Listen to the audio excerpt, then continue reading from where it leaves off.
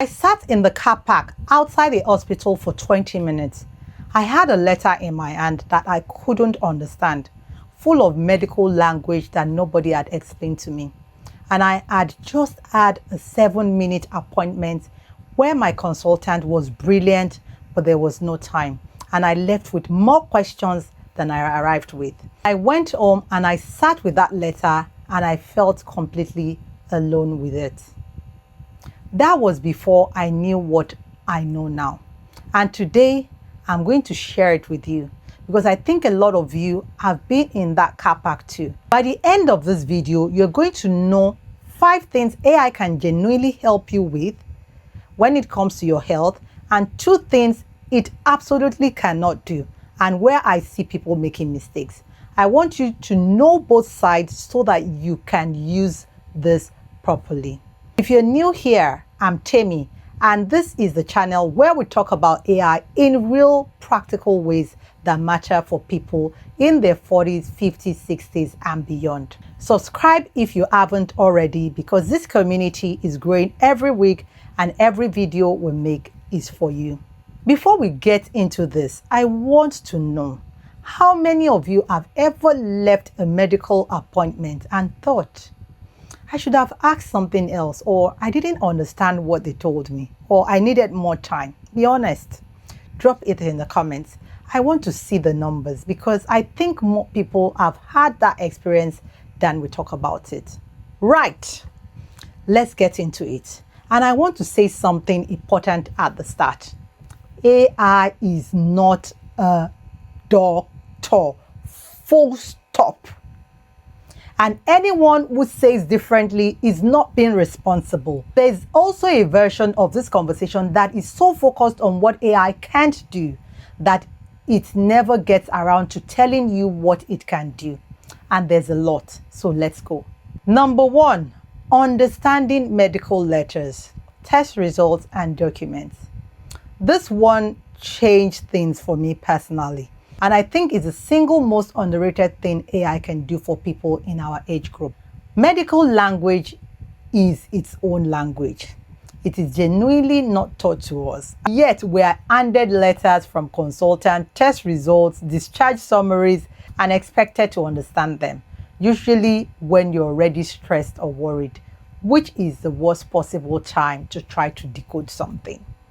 AI can translate all of it into plain English, not just a definition of a word, a full explanation of what the whole letter means, what each section is saying, and what questions you should be asking your doctor about it. So you can screenshot, or take the picture, but ensure that maybe you can take, erase your name or blot out your name or any sort of ID that you do not want your information out there, and then upload it. You ask, can you explain this to me clearly and tell me what questions I should be asking? It does exactly that, clearly, patiently, without making you feel like you should have already known. That is not a replacement for medical advice. It is a starting point so that when you do speak to your doctor, you have an actual conversation, not nodding along and hoping it makes sense when you get home. Number 2, preparing for appointments. 7 minutes, 8 minutes, 10 if you're lucky. That is what most GP appointments are, and it is genuinely not enough to remember everything you wanted to say, to ask the right questions, and take in what your doctor is telling you, all at the same time. And I know you know this feeling. AI is what I do now. The night before any appointment, I open AI and say, I have a GP appointment tomorrow about this. I put in the context there. I've been experiencing this. You can put your symptoms there. I'm already on this if you're already on a medication. What questions should I be asking? What information should I make sure to mention? Is there anything I might forget that could be useful for my doctor to know? And it gives me back a list of questions I would not have thought of on my own. Things my doctor actually needs to know. Things I would have forgotten the moment I walk through that door. I write them down. I bring the list. I use every single minute of my appointment. This alone, this one thing has changed how I experience medical care. Try it before your next appointment. Number 3, tracking symptoms. This one is for anyone who has ever tried to describe a symptom to a doctor, come out with something like, it happens sometimes, maybe a few times a week, it's worse in the mornings or maybe the afternoons, I'm not sure. You're not making it up. You're describing from memory, but your doctor is trying to work from very little. Use AI as a symptom diary. Describe it to AI in plain English, what it felt like, when it started, how long it lasted, what made it better or worse. AI helps you organize it into clear, structured notes. Number 4, understanding a diagnosis. You have just had an appointment. You've been given a diagnosis and you've come out of it with a word or a phrase you've never heard before. Or you've heard of it, but now it applies to you and you genuinely don't know what that means for your day-to-day life. Don't Google it. Google will give you the terrifying statistics and the worst-case scenarios and you will spiral. Instead, go to AI and say, I've just been diagnosed with this. Can you explain what this means in plain English? What it typically involves in terms of everyday life and what I should be asking my doctor or a specialist about next. You get context, you get direction, and you get a way forward rather than a list of things to be afraid of. And you are allowed to want that. You are allowed to want to understand what is happening in your own body. You don't have to wait for someone to find the time to explain it to you. Number 5, supporting someone else with their health. Because a lot of us, especially at this stage of our life, are not just managing our own health. We're caring for a parent. We're supporting a partner through something serious.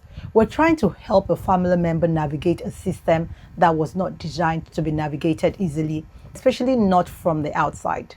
AI can help you prepare for a care meeting, can help you understand a medication list or a care plan. It can help you know what to ask when you're visiting someone in the hospital and you want to advocate for them properly. It can help you write a letter to a GP or a social worker when something isn't right.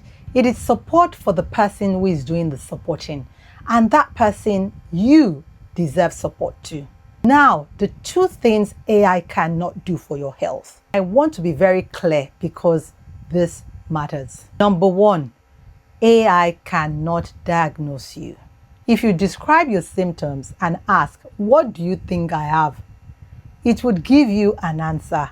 And that answer may be completely wrong for your specific situation. AI does not know your history, cannot examine you, does not know what your doctor knows about you. Any answer it gives to what do I have is a guess. A very confident sounding guess, which makes it more dangerous, not less.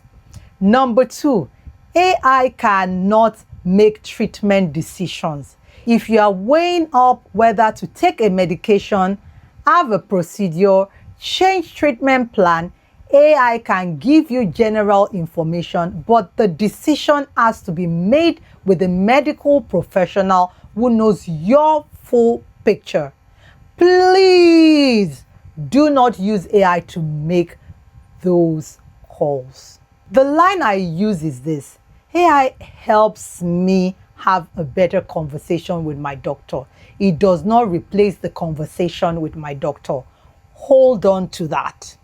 So to recap, 5 things AI can genuinely help you with for your health: understanding medical letters, preparing for appointments, tracking symptoms, understanding diagnosis, supporting someone else with their health. And 2 things you should never rely on AI for: a diagnosis and a treatment decision. If this was useful, please share it. Comment and tell me which one of these 5 is the most useful to you right now. I want to know.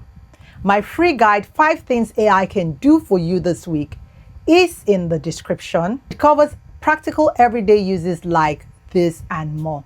If you want personalized help, if you want me to sit with you one-on-one and show you specifically how to use AI in your life, your health, your career, in your specific situation, comment the word relevant below and I'll send you the details to booking a session with me. Stay intentional and see you in the next one.